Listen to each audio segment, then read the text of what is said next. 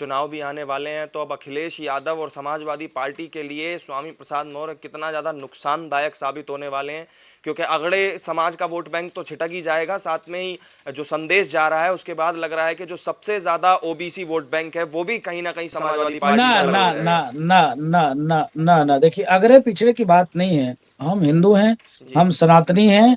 आज अयोध्या में भव्य दिव्य नव राम जन्मभूमि मंदिर निर्माण कार्य चल रहा है। जी देश के लाखों राम भक्तों के सहयोग से यहाँ कोई अगड़ा कोई पिछड़ा नहीं है। यहाँ सब सनातनी सब हिंदू हैं। हमारे यहाँ किसी भी प्रकार से कोई भेदभाव नहीं है। इनके यहाँ भेदभाव होगा, मेरे यहाँ किसी भी प्रकार से कोई भेदभाव नहीं है। हम निराकार को भी मानते हैं, हम साकार को भी मानते हैं। हमारे संप्रदाय में हमारे जगत गुरु रामानंदाचार्य जी महाराज ने कबीर को भी शिष्य जी बनाया, रविदास जी को भी शिष्य बनाया, तुलसीदास जी को भी शिष्य बनाया, मीरा को भी शिष्य बनाया, मी, मीरा को भी शिष्या बनाए। आप देखिए कि जिस प्रकार से हमारे सनातन में कोई दुराव नहीं, कोई बराव नहीं, कोई भेदभाव नहीं है, तो इसके नाते मुझको लगता जी। है कि 2024 में मैं पुनः कहता हूं कि अगर यही हाल रही तो 80 में से 80 जी सीट बहुत बीजेपी ले बड़ी बात जाएगी। आप कह रहे हैं महंत जी। और राम मंदिर निर्माण का आपने नहीं जिक्र इसलिए अभी किया, वहां पर भी ये कहा जा रहा है कि भाई अभी तक विपक्ष के जितने बड़े नेता हैं, चाहे अखिलेश यादव हो चाहे वो गांधी परिवार हो, वो कह रहे हैं कि हमारे पास अभी निमंत्रण आया नहीं है, हम निमंत्रण अगर आया तो जाने के बारे में सोचेंगे, या हो सकता है कि ना भी जाएं। तो इस पर आपका क्या कहना है? नहीं नहीं नहीं नहीं, दुर्भाग्य की बात है। अगर जो इनको निमंत्रण जी देता है वो शुद्ध रूप से रामद्रोही होगा। इसलिए क्योंकि 76 बार की लड़ाई में राम जन्मभूमि मिला। जी इतने दिनों तक भगवान राम को टेंट में रखा, राम को काल्पनिक कहा। अभी तो हमको बोको हराम आईएसआई तालिबान से जोड़े हैं, उनको आप बुलाकर निमंत्रण दोगे? दुर्भाग्य की बात जी है। मुझको लगता है जो शहीद लोगों की आत्मा रोएगी अगर आप इनको निमंत्रण दोगे। रही बात इनको आने का, अगर वो हिंदू हैं तो जी बिना निमंत्रण के आए, दर्शन करके जाए। वो बिना निमंत्रण के आए और कृष्ण की जन्मभूमि पहुंचे, जी वहां संकल्प लें कि हम जल्दी ही भव्य कृष्ण की जन्मभूमि बनवाने में हमारा योगदान और सहयोग होगा। जी। अखिलेश यादव पहले कहते भी थे, जब यूपी में चुनाव चल रहे थे पिछले साल, तब उस समय उन्होंने कहा था कि भाई भगवान कृष्ण मेरे सपने में आए, तो उन्होंने कहा कि समाजवादी पार्टी की सरकार बनने वाली है यूपी में। हुआ तो नहीं वैसा कुछ? अगर अगर भगवान श्री कृष्ण सपने में आते तो भगवान श्री कृष्ण जो जब कहे कि सपा की सरकार बनेगी तो सपा की सरकार बनना चाहिए था ना। जी आप बताइए, उनके वंशज होकर और झूठ बोल रहे हैं। भगवान कृष्ण को भी इन्होंने कटघरे में खड़ा कर दिया। भगवान कृष्ण की महिमा के घटाने का काम अखिलेश यादव जी कर रहे हैं। जी इनको तो क्षमा नहीं कोई करेगा। जी आप बताओ, जी। तो बड़ा आखिर सपा क्योंकि की सरकार बनी क्यों नहीं? बड़ा सवाल तो यही है ना महंत जी, कि अगर सपने में भगवान आ रहे होते तो उन्हीं भगवान की जन्मभूमि का अगर विवाद कोर्ट के रास्ते, कानून के रास्ते सुलझ रहा है, तो फिर आपको उसमें दिक्कत क्यों हो रही है, ये भी तो प्रश्न है ना।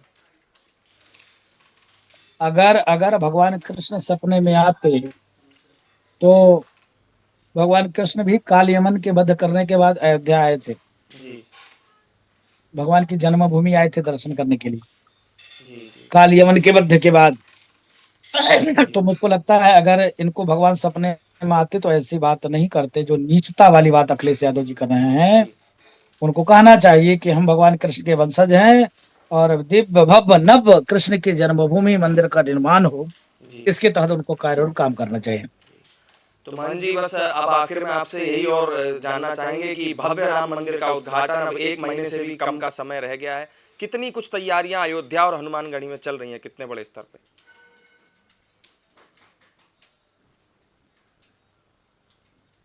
को लगता है कि 14 तारीख से, 14 जनवरी से 15 जनवरी से हम लोग मकर संक्रांति के बाद विधिवत अनुष्ठान पूजा स्टार्ट पूरे अयोध्या में हो जाएगी। और पूरे अयोध्या में जोर शोर से तैयारी चल रही है। कहीं पंडाल बन रहे हैं, कहीं कथा का आयोजन होगा, कहीं ना कहीं यज्ञ का अनुष्ठान का आयोजन होगा, कहीं ना कहीं जी वैदिक मंत्रोच्चारण के साथ विधिवत सुंदरकांड का, हनुमान बाहु का, रामचरितमानस की पाठ करके, ऐसे करके लोगों के लिए एक संदेश कि नव दिव्य भव्य राम जन्मभूमि मंदिर निर्माण कार्य हो रहा है, संपन्न हो रहा है।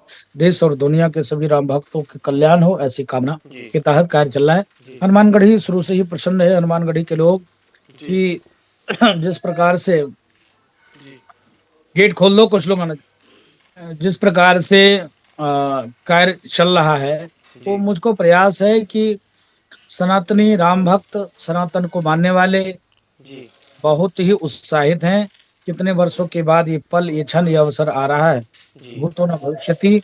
हर व्यक्ति गर्व से उसकी तैयारी कर रहा है। और हम हनुमानगढ़ी के लोग हैं। जी हनुमानगढ़ी के नागा साधुओं ने इतना त्याग किया, तपस्या किया, संघर्ष किया, जी बलिदान दिया। वो दिन, वो पल, वो क्षण वो सामने आ रही है। जी और तैयारी खूब तेजी से चल रही है। मुझको लगता है कि हर व्यक्ति जो यहाँ तक ना पहुंच पाए, आपके चैनल के माध्यम से अपील करेंगे, आह्वान करेंगे, निवेदन करेंगे। जी अपने अपने घरों में ही भगवान राम की, चाहे वो हिंदू हो, मुस्लिम हो, जी सिख हो, ईसाई हो, हर व्यक्ति के पूर्वज राम थे। जी और हम सनातनी हैं।